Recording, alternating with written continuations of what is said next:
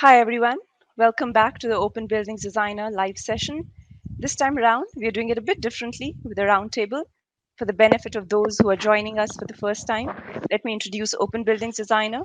Open Buildings Designer is a complete design and BIM tool for architectural, structural, mechanical, plumbing, and electrical design. Joining me today are Eduardo, the Product Success Manager for Open Buildings Designer, Nanette, the product sales engineer for EMEA region, and Karsten, he's a senior consultant for Open Buildings. And I'm Meenakshi, I'm your host for today's session, and I'm the product sales engineer for the Asia Pacific region. So Eduardo and Nanette, they've been helping out with a live series in the background a lot, helping answer the audience's questions and building the content, etc. And we thought it'd be a good idea to bring them live and have a roundtable discussion about some of our favorite features and topics around BIM. We'll do a quick round of introductions. Eduardo, do you want to go ahead and introduce yourself first? Yeah, good morning, good afternoon for everyone. Yeah, my name is Eduardo Cortés, as Meenakshi told. I am based in Madrid, working in Bentley for more than 15 years, and currently being the manager for the product success team for Open Building Designer and Pro Structure. Yeah. Hi, my name is Nanette. Some of you might already know me. I'm the product sales manager for the EMEA region for the building products. That means Open Buildings Designer and MicroStation.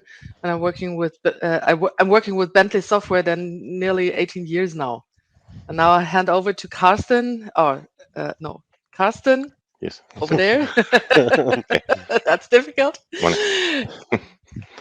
Yeah, hello, my name is Carsten Putzo. I'm located here in Germany, Hamburg, in the north of Germany. I'm senior consultant at Bentley for nearly 14 years now, nearly 15 years. And yeah, happy to be here. He's Okay. Mr. Open Building Designer in the German-speaking region. Yeah, so I Sometimes see that, I'm the yes. newest kid on the block. Everybody else is a veteran here. So before we start the discussion, you can download your 21-day free trial of the Open Buildings Designer by scanning the QR code in the top right corner of the window. There will be tips and tricks, user case studies along with it to ensure you gain the most during the trial period.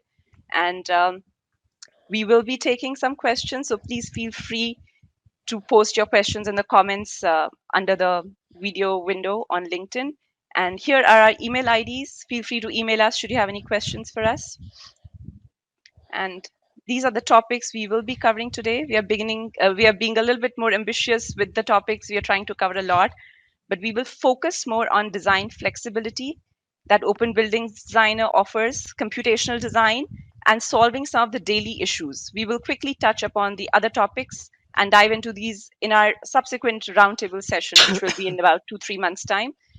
If you're attending this session over LinkedIn Live, do know that the resolution depends on the bandwidth and quality of your internet connection. Some tips: just connect via the Ethernet cable. It will give you the best quality of the connection. And if you have any other windows open or any applications, do close down because that uses up too much of your bandwidth. And the best resolution is achieved when you're not multitasking while watching the session. So just in case you don't have a good internet connection, the recording will be posted on our YouTube channel. I will give you the link later for that. Moving to our first topic for today, design flexibility.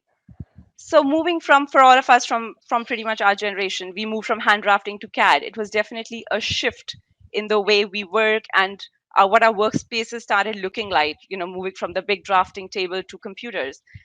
But moving from CAD to BIM is more of a paradigm shift. Some people say that CAD and BIM have completely different methodologies. And the first step to migrate from CAD to BIM is to forget everything related to CAD. And many designers and architects, they still work with CAD and BIM in parallel. So we are duplicating a lot of their efforts, especially in the beginning phases of a project.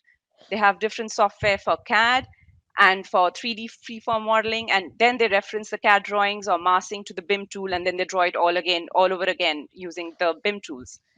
So here's a question for all of you. Does this happen with open buildings? Is it possible to combine CAD and BIM in the same tool? Okay. Yeah, I can start if you like. Yeah. What I learned during the years is when people is moving from CAD to BIM, they need to uh, change not only the tool, also their own methodology. They need to change the approach, how to start with a project, how to divide the work, or how to prepare the data, right? What we think is with open buildings, you can do BIM maintaining your CAD workflow. So there is no need to change completely your mind or your workflow to take advantage of the BIM modeling tool or the BIM power, right? So this is why our open building solution is created on top of our CAD engine that is MicroStation. So if you use open buildings, you add to the CAD platform the BIM tools. So in the practical day, is giving you the complete set of CAD tools. So you didn't lose any command. You have everything for CAD plus BIM, and the combination is very powerful. Yeah. Yeah, I fully agree with that. The best example is this freeform slab that you see in the middle of the screen right now. So it's very easy to create your layouts or to design your structure by just using lines and curves and stuff like that. That means you draw a curve, for example, and then you can extrude that to a slab, and then you can give with the BIM tools inside of Open Building Designer, you can add the intelligent information to the slab. So that makes it that makes this free-formed slab out of a simple curve a real BIM object. Carsten, I think you have that similar experience over the years when Right. Yeah. teaching customers how to implement the software. Yeah. It happens very often so that you have a BIM workflow and you think you have the best tool ever, and yeah, at the end you're restricted to just standard building parts, and yeah, for a standard building it's okay, but if you like to do architecture, real architecture, you need these elements, and for that we go the step back to CAD. Yeah, for me, CAD and BIM, or BIM is just an extension of CAD at the Yeah. end. So it's not. Yeah. Yeah, because if you think like a computer guy, right? When we are creating the tool to create walls, in example, to create window, there is a set of predefined steps. So when you are going to create a wall, there is you can design 2 points and create the wall extruding from the baseline, or you can select a line and grow the wall. But at the end, every object needs to have some predefined steps to create some like a predefined algorithm. So it's very hard to create an object with a total freedom depending on what the user needs. So this is why the option is design whatever you want to design and later convert this surface or this freeform into a slab or into a wall, right? So this is the way to provide the people the total freedom to design everything and not restricted to the expected steps. So the most part of the walls, the most part of the doors and window can be automated in a predefined algorithm, but not everything, not the 100%, right? Some of them need total freedom. Yeah. So that means, Eduardo, are you saying that you can use as well CAD and BIM in the same tool without any interruptions? That means you don't have to invent everything anew when coming from the first layout to the let's say construction drawings. Yeah, and also because sometimes the people needs, as Menaxi was saying at the beginning, people working in parallel with two applications, with two software. When you are creating something new, you are using the total freedom, the CAD tool. Later, you are importing the geometry into BIM. And when you create your model and you create your drawings, some people need to go back to the CAD tool to refine the drawing, right? Because there are some CAD features that they don't find on the BIM tool. This is why having everything in one single tool is simplifying your life and your probably also your cost because you just need to use one tool. Yeah. Yeah, right. And not to forget that MicroStation has the AccuDraw. It has very good drafting, drawing Mm. features, surface modeling, solid modeling, all that, Yeah. very, very strong features. So we are just and everything included into OpenBuildings. into OpenBuildings. Yeah. We take advantage of all of that. Okay, so moving on, my next question here is, so pretty much we covered a lot of this, but I'm just gonna like in the early stages of design, me being an architect, a design architect for the last 15 years before this, like in the early stages of design, architects and engineers, they explore spaces and forms of all shapes and sizes. Like sometimes you don't know if this part is a roof or a wall yet. You can't define it that early on. So the creativity needs a high degree of freedom, like what Eduardo said, almost like sketching on a napkin. At the same time, you can benefit from tapping into the ability of computers to use parameters and constraints. Like that's why manual design it's very painstaking in some way, because and then come the computers where you can use parameters, constraints, automate it. You don't have to do the redundant task with hand. So is it possible to combine the total freedom of modeling with the power of constraints and parameters without losing the business data associated with the objects in a BIM project, like what we can see in the slides here? Yeah. The thing is, when we are thinking in BIM and we are starting from scratch, from an empty model, obviously the first step is let's create an object, a wall or a window. And when you create the element, you define the parameters and the element is created, like 3 meters height or 200 millimeter thickness, right? But this is when you are modeling. But what we need usually is elements or objects that are totally reacting to changes, right? So this is the hardest part is not create the first element, is maintain the element when some change appear, like a property that is the geometry, like the height, the thickness, or the width, or any other property, or the path, right? In the top left video, we can see how a wall is taken from a corner and is completely redesigned, right? And it's curved or slanted.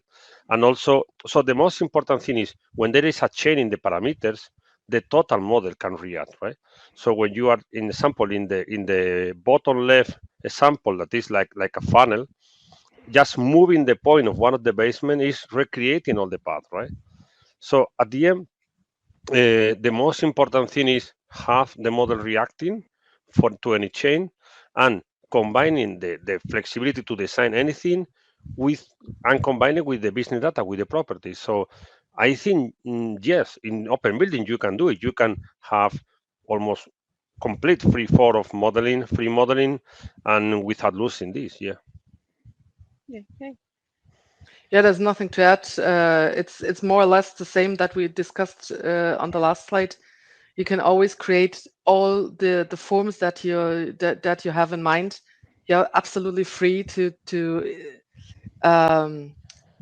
develop every thought that you have in your head, and that use the microstation capabilities to bring it onto the screen, and the open building designer intelligence to make it an intelligent object at the end. Yeah, and because it's all in the same platform, there's no importing, exporting, referencing, making sure it's imported back in the same same reference point, etc. Yeah, true. And also there is another concept that probably Karsten can explain better than me. That is the difference between an parametric object, that is a simple object reacting to change, than a parametric model. When we are speaking about computational design, we are speaking about a complete model or a set of elements that are reacting to a change. It's a chain reaction, right? So it's not only just to change the height of a door and adapting the hole into the wall. It's about when you are modifying the distance between floors, in a sample, all the building can be recreated. Or when you are modifying something like the distance between glass panels on the facade, all the facade can be recreated. So this is about the creating elements on the fly, right? That is why what the computational design is doing. Right. Yeah, we will see the computational design later, but yeah, here we have to say this not only is the same application, it's also the same file, the same basic. You can go from a basic draft to a full BIM capable 3D model, and without losing data, without changing the application, and yeah, at the end, some topic which is often missed in these discussions is a BIM lifecycle. So we can go back in our design format. So when you talk about MicroStation, which is in the background of OVD, we can go back for 20 years with the same data format, and we can go back for more than 30 years with an we call it V7 format. So this is, when we talk about BIM lifecycle, a very important topic. Okay. Yep. Yep. Okay. So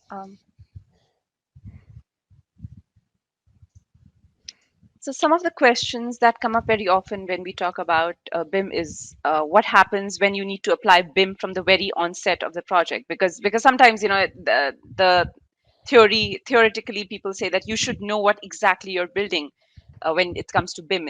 You know, so if I can think of so many scenarios where you need to quantify your model at the very beginning, like, you know, you have areas of the spaces, you need to quantify that at the beginning. So BIM could be useful right at the beginning, or count your furniture to see how much seating can your space provide, etc. So can we apply BIM from the conceptual design phase?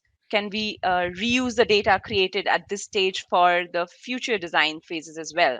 So kind of like a seamless BIM model right from the very beginning. I think the sample we are seeing on the screen is very illustrating, right? Because we have a city, we have the mesh of a city, and we are trying to plan a new building, right? So it is very important to have an idea of the final building from the early stages, because we need to clarify not only the size, not only in a sample like is creating here, a basic solid layer using the solid to create all the spaces, so you can quantify with a very small effort the total space of the building. You can start planning the building. You can analyze the impact of the building into the context. Like you can do a solar analysis or a shadow simulation analysis. So for me, it's obvious that yes, it's not only creating a block in the middle of the city, it's also creating a block that is having BIM information from the beginning and reacting in the sample. In the video, we can see how we can pull one of the sides of the building or the facade, or we can create some round corners, and automatically all the basic updates, all the basic spaces are recalculated. So you can optimize the size of the building, the orientation of the building, and the impact of your building to the context with a very easy design, right? Okay. And also another thing is there is not a simple 2D drawings cumulated one on top of the other. It's a real 3D model that you can use obviously to produce the drawings. So the drawings are always depending on the 3D model, right? Okay. Do you want to add to that, Karsten, Nanette? Not from my side. Okay. So moving on. Sorry, I was. Yeah, go ahead. Yes. There were so many projects where they lose the side of the building space. Yes, so which was the main question for the owner, and we see this as that they have a very nice architecture, but yeah, not the affordable space available, and this is with these schematic design always available. So you have all the numbers you need, and you have all the views you need. So it's a very perfect workflow starting from scratch. What I say with simple geometry, and later use the space to create a floor from that, or the slabs from that. So it's very nice. Yeah. Yeah, absolutely. The perfect use of BIM, you know, starting right from the beginning. Yeah, I agree with that. Yeah. So moving on, like there is a myth that says that BIM requires 3D models, like something what we are talking about right now. But is this always true? Do we have to go through the effort of 3D modeling if our goal is to quantify right at the beginning when all we have is 2D layouts, for example? So if we want to measure and extract, must we have 3D models? In the BIM world, does the 2D CAD have no relevance? Is it possible to convert a 2D CAD file Yeah. into a 2D BIM model? In my case, I have been speaking with a lot of users during the last 20 years. As I told at the beginning, more than 15 in Bentley, with a discussion that is some people are scared because they receive the message that say, "Hey, forget everything, start from scratch, create 3D model." But some people was asking, I have already, my building is existing. I have a lot of plans, and I want to do, in example, some kind of BIM for my maintenance or for my evacuation plan, right? So the first question is, if I have 20, 25 2D drawings for my building, and I am not creating a new one, it's just for maintenance, for operation, can I use it? So some of the users discover that they can take a 2D CAD Mhm. and start adding information to these 2D CAD objects and make a 2D BIM. Because if they don't need to run cloud detection because they are not building a new building, it's just for maintenance or for allocating where a fire extinguisher is into the second floor, they can do BIM with 2D file, right? That is enriching a 2D model with properties. The sample we can see in the video that is finding the cells representing chairs and adding information so you can start quantifying your furniture or you can start checking how many chairs are inside any room, right?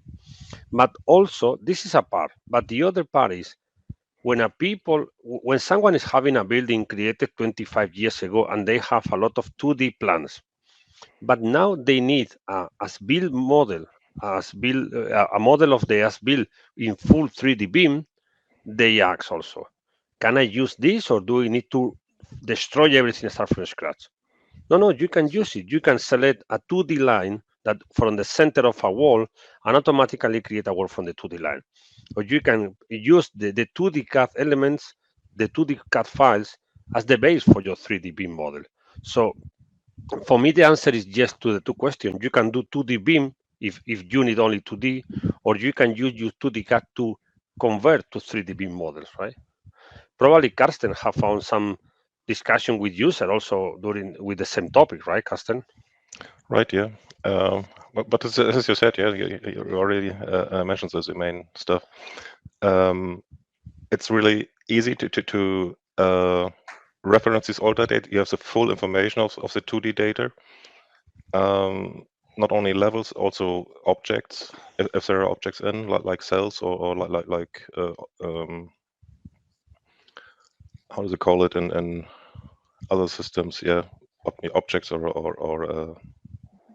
macros or so on. Yeah, so you have the full information. You can extract all these lines and switch off, switch on these lines. Depends on how detailed this plan is, what you see here in the background. Yeah. So if this is just everything placed on one layer, so it doesn't help you. But if you worked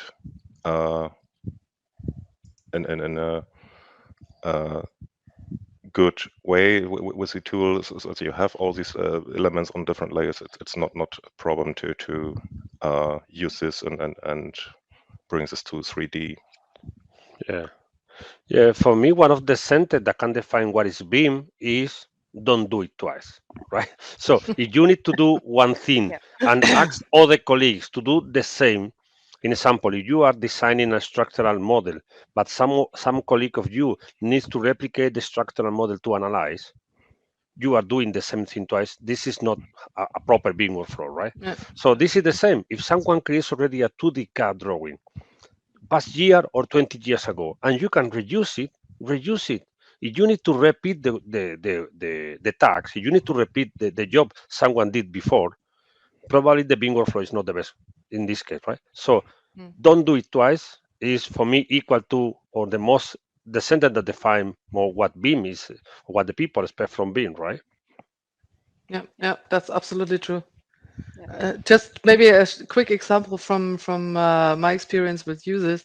I know an architectural engineering office very well that insisted all over the years on doing just 2D CAD drawings because they said, we don't want to be bothered with the 3D, and we will do that manually, and we create all the sections and all the elevations, all that from we developed that from 2D because they never learned how easy it can be to just elevate a line into a wall and have the third dimension in the background without doing anything, and just at the end then change the third dimension to the real dimension that they have, and then create very easy sections and elevations out of that.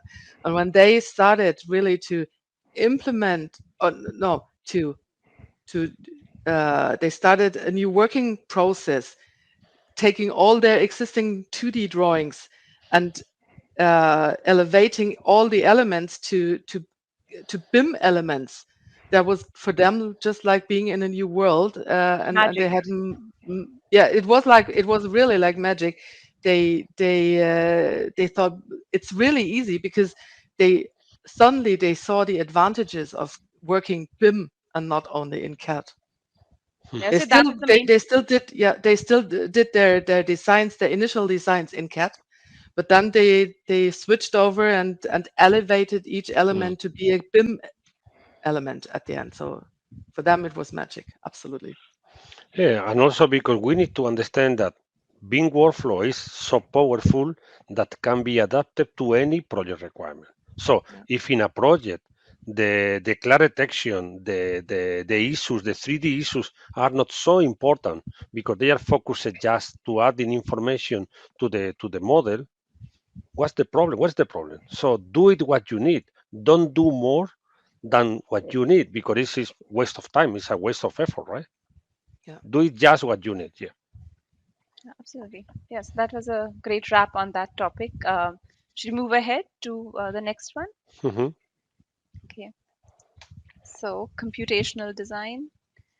Okay. So a quick introduction. It's definitely saves us a lot of time to have computational design as a part of our project workflow. But it also remains a largely unexplored territory for most architects and even engineers who have different strengths and may not have the time or inclination to learn how to create the scripts.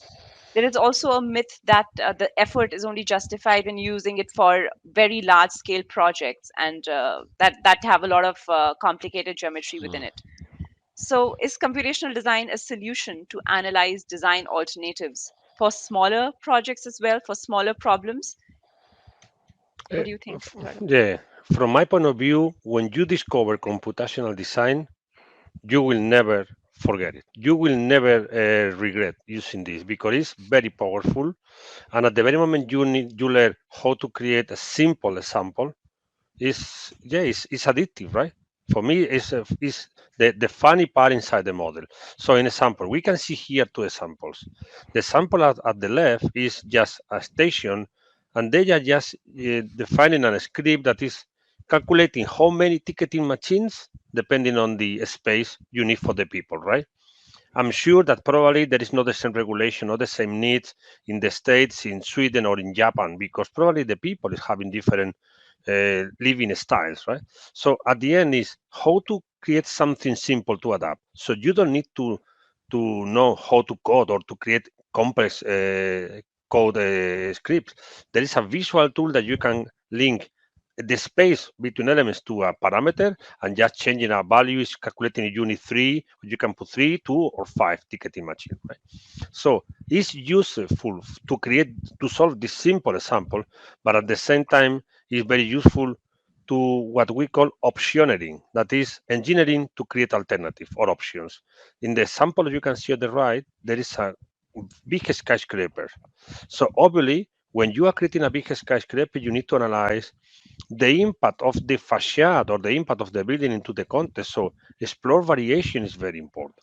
So for me, obviously, the script needed to do to solve or to analyze a complex problem or a simple problem is different.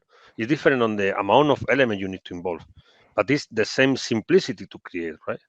So for me, the thing is, and for the people I know, computational design, they always tell the same: it's addictive, and at the very moment you learn how to use it, you want to use it for any to solve any problem. Yeah.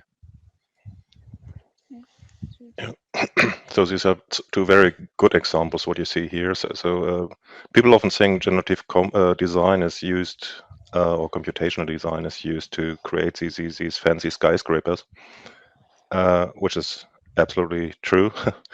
So, but yeah, we create these skyscrapers with BIM objects. So it's every side. It's not only the design what you see here, the surface. It's also the bill of material what you have in mind and you, what you can see, and also the available space. Yeah, as before, it's absolutely important to know how many space you have in your building. But on the other side, you can see that you can solve also very simple questions with these tools. So just placing some tickets machine here. And this is the great advantage of generative components tool we talk about here. And it's starting with simple. Sorry, starting with simple geometry. So you can use also CAD design. So simple lines, simple polygons. But you can extend this to whatever BIM object is needed here. Yeah, and also it's a way to save money, right? Because in example, the skyscraper, you can see that it's not simple skyscraper. You can see how this is a base rotating. If you create this skyscraper with a glass facade, and you can calculate how many costs are having the glass panels are square, triangle, hexagon, or freeform, and you can calculate, hey, with the same visibility, with the same performance, but if the glass panel are triangles or are squares, I can save money with the transportation, with the fabrication, right? So this is a powerful way to explore alternatives, and before to do the final model, check, hey, what is the best in terms of performance, economic impact, or sustainability, right? So I think it's in few minutes, in 15, 20 minutes, you can have a complete new version of the building to analyze, right? I think this is also a good way to save time and money. At the end, the money is the most important everywhere, right? Maybe one last comment from my side. From my experience, the biggest reasons that people did not use computational design yet was that they are a little bit afraid of all the mathematical aspects that lie behind that. To be honest, I tried that once myself and I did not get along with that functionality in a minute. So I moved it by side, but maybe Carsten and Eduardo can take us all a little bit the fear of using such a highly sophisticated functionality. Yeah, but the first time I tried generative component, I was designing with CAD and BIM for 15 years, right? And the first time I was trying, hey, how to create a line. And I took 20 minutes to create a simple 2-point line, right? Because it was completely changing my point of view. That when you are designing with CAD and you design a line, you are doing 2 clicks. But what the software is doing is creating 2 points, height you cannot see, and later creating the line, right? In generative components or computational design, you need to start thinking about what you are creating. So to create a line, I need to create 2 points and let it create a line bisecting 2 points. So you are simulating what the computer is doing. But at the very beginning, when you change your point of view and you understand that this is a chain reaction and everything you do here is affecting all the path, is very powerful. So I took 20 minutes to create a 2 points line.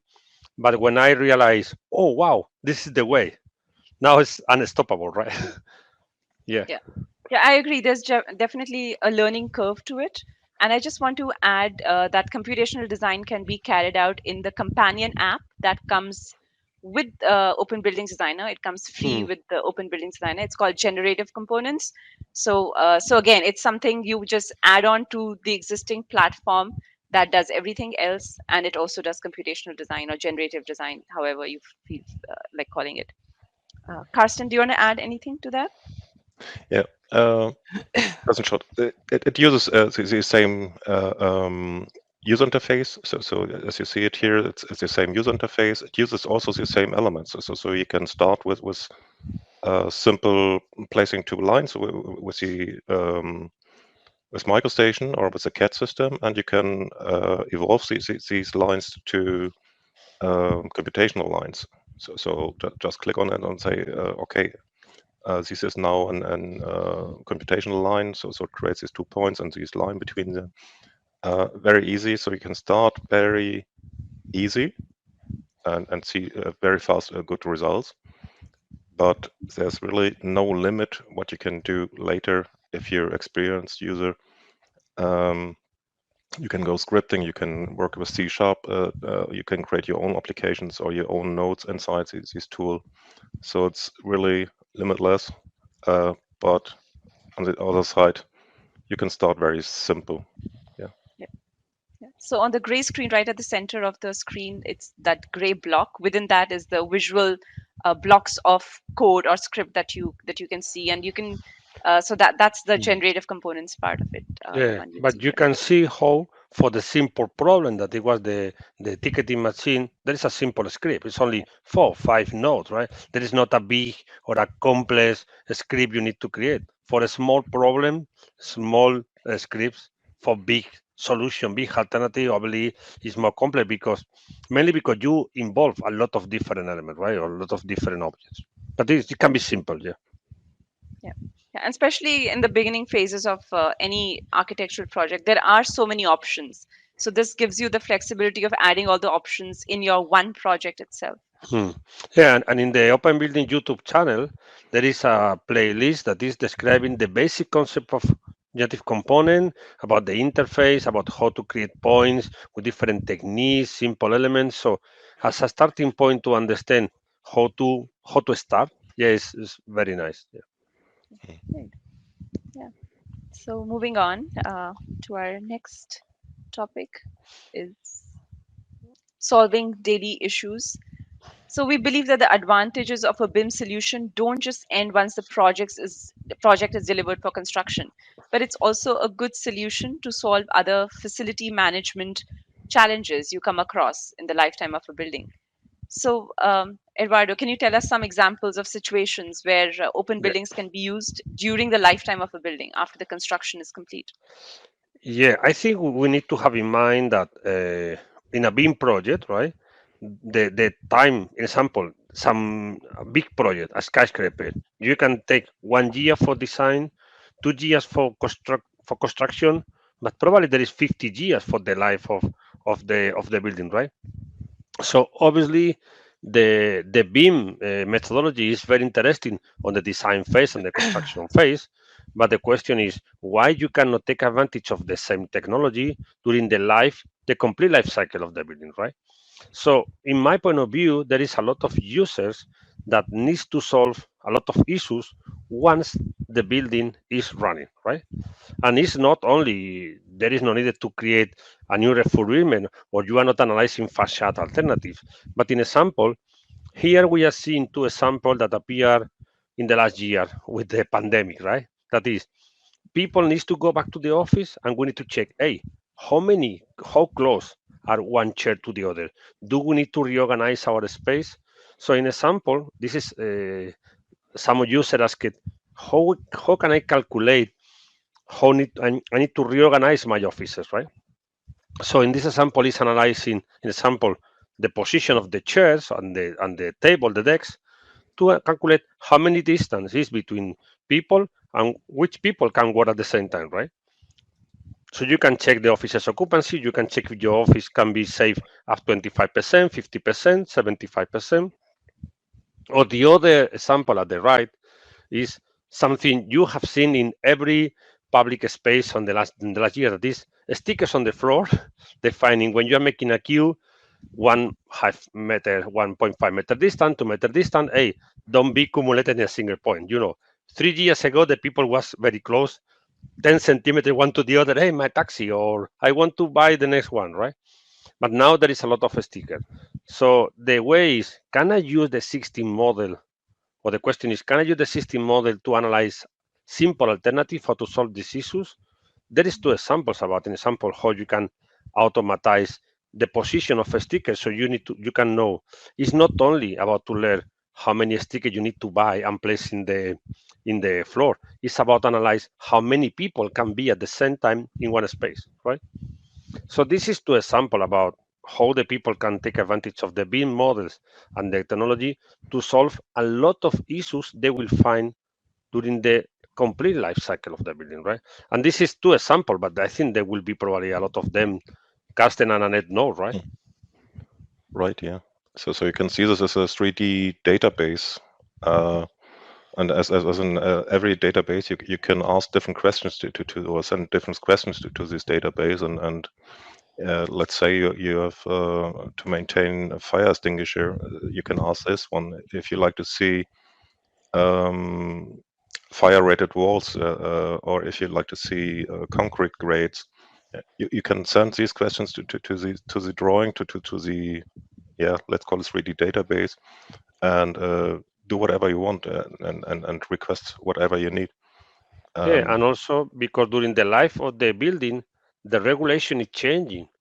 Yeah. And suddenly you need to adapt to a regulation saying, hey, now you need one fire extinguisher by every 20 people and not by every 50 people. So you need to adapt, right? Or for example, imagine you build a restaurant, and from overnight this restaurant should be converted to a self-service restaurant. Then everything needs to be reorganized. The kitchen needs to be reorganized, where people are sitting and where people are walking and all this stuff. And this is very easy if you have a model, and you can just move around the internal parts of it and check against the valid rules and regulations that are valid for this special time when this reorganization shall take place. So that's very easy to get along with that if you don't have to rebuild everything anew. Yeah, I think especially during COVID times, it was very handy for everybody. A lot of reorganization. Yeah, this is an example of how the people were asked to be completely readapted in 2-3 months, and there was a lot of challenges to solve. So a lot of people discovered some BIM benefits just after during the pandemic because there was completely new challenges, That's right? true. Yeah. Okay. So I'm just going to skim through the slides. Eduardo, do you want me to do it, or do you want to go through the slides we will show for the next time? Yeah, no, okay, you can run and I can add You can some just input. add to Yeah, it. but Yeah, at sure. the end it's just some topics to tell the people what we can speak in the next session. Yeah. Yeah. So since that's all the time that we had for today, we'll just quickly skim through all the other topics that we will touch upon in the next roundtable discussion. So here we will talking about the federated data approach that can efficiently manage large project models and drawings and allow as many people as you need to work on the project. So this shows a lot of the different projects delivered with Bentley software where Open Buildings has played a key role. And we will talk about more about the federated approach in the next roundtable. Do you want to add anything to this, any of you?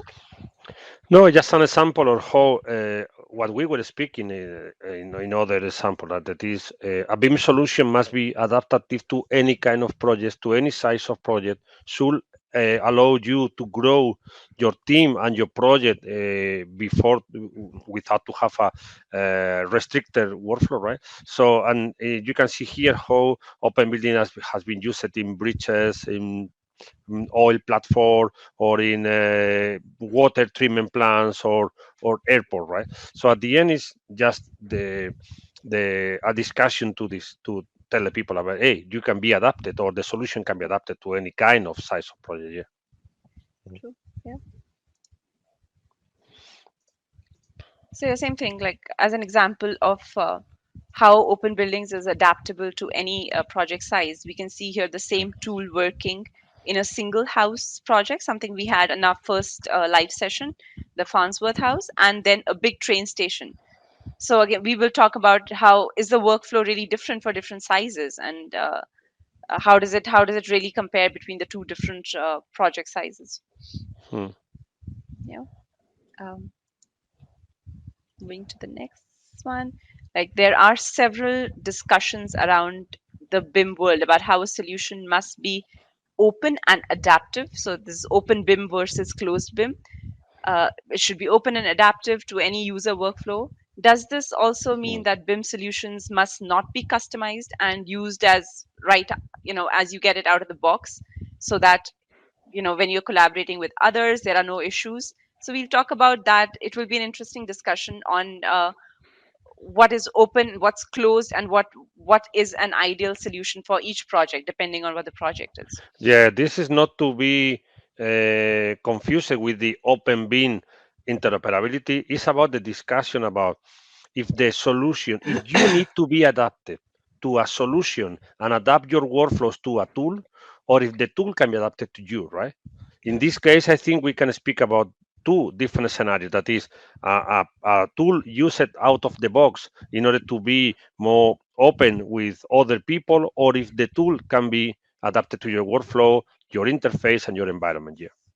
Yeah, I think Carsten can tell us maybe if Carsten will be with us the next time, and Carsten can might tell us a lot about how VW uses a closed BIM solution for their internal workflows and their supply chain.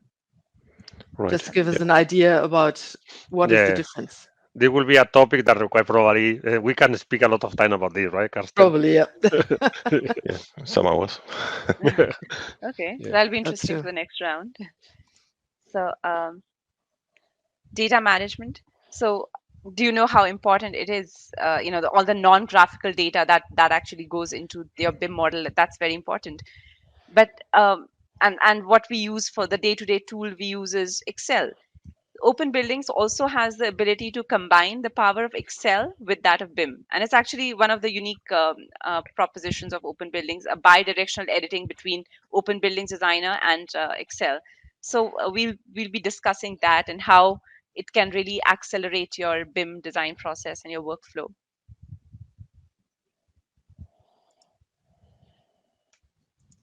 And about visual reporting with the Open Buildings, the reporting or scheduling is not just limited to the tabulated format that you just saw, and not just Excel sheets, but it can also be more graphical or visual.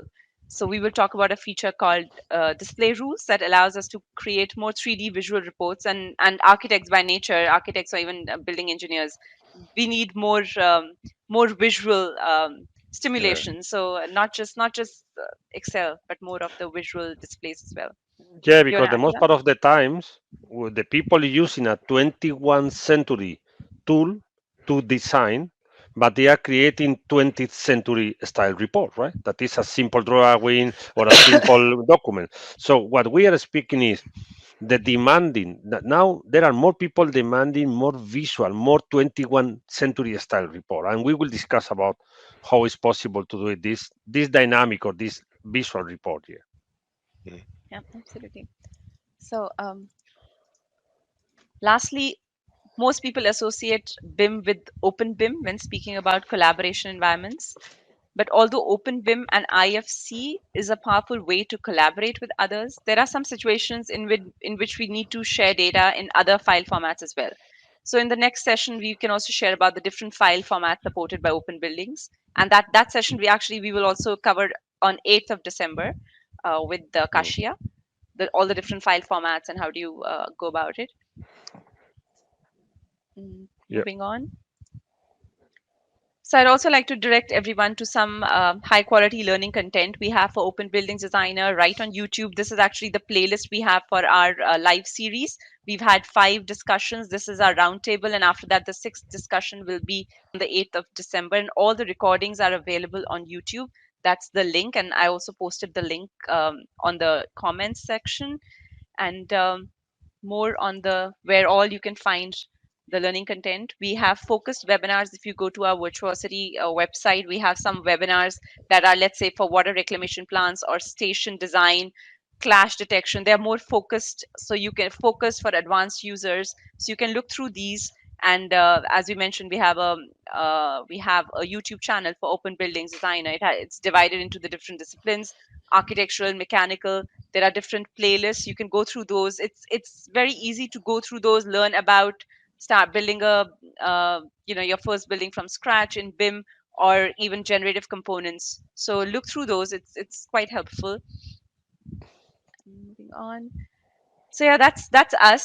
Feel free to email us. That's all we have for today. But Eduardo, Nanette, and Carson, any last comments?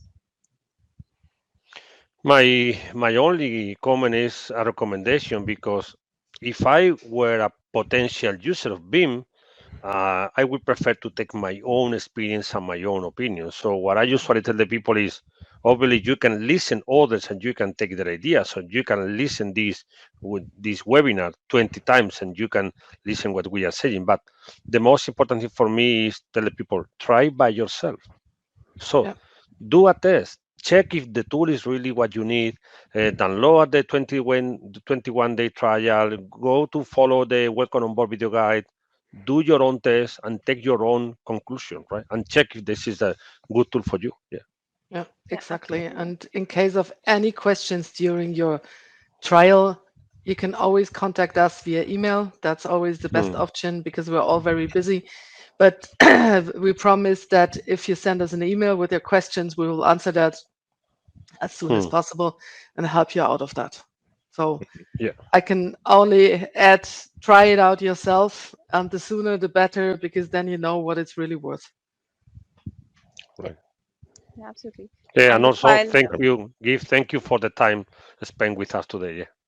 Yeah. Yeah. Thank you all. Thank all attendees, and thank you, Meenakshi, for Thank leading you. us so kind and nice through Yeah. that discussion.